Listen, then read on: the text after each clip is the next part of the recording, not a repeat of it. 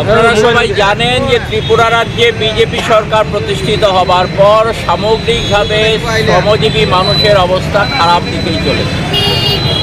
বিশেষ করে আমাদের রাজ্যে বাগিচা শিল্পের সাথে যুক্ত চা এবং রাবার শ্রমিক যারা, তাদের জন্যে ত্রিপুরায় বামফ্রন্ট সরকার থাকতে একের পর এক এই শ্রমজীবী মানুষের স্বার্থ রক্ষার জন্য সিদ্ধান্ত গ্রহণ করেছে।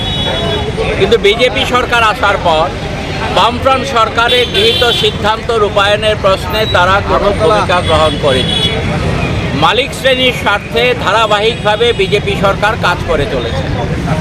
গত 6-7 বছর প্রায় হতে চলল বিজেপি সরকার আসার পর বামফ্রন্ট সরকারের সময়ে চা শ্রমিকদের যে 176 টাকা মজুরি হয়েছিল, সেই মজুরি কার্যকর করতে যেমন 5-6 বছর সময় লেগেছে, আর নতুন করে এই 7 বছর সময়ের মধ্যে নতুন করে চা শ্রমিকদের কোনো মজুরি বৃদ্ধি হয়নি। রাবার শ্রমিক যারা, তাদের মজুরি বৃদ্ধির ক্ষেত্রে সরকার যে ভূমিকা পালন করা দরকার সেই ভূমিকা তারা পালন করছে।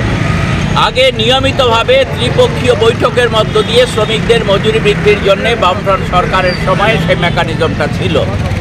তার জন্যে আমরা দাবি করছি যে চা শ্রমিকদের জন্য 300 টাকা এবং রাবার শ্রমিকদের জন্য ন্যূনতম 500 টাকা মজুরি ব্যবস্থা করতে হবে।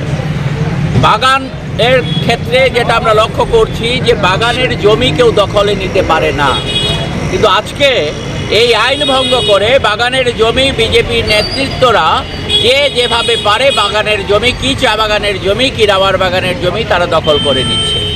এমনি 13টি দাবির ভিত্তিতে আজকে সারা রাজ্য থেকে চা শ্রমিকরা এবং রাবার শ্রমিকরা শ্রম কমিশনারের কাছে ডেপুটেশনে মিলিত হতে এসছেন।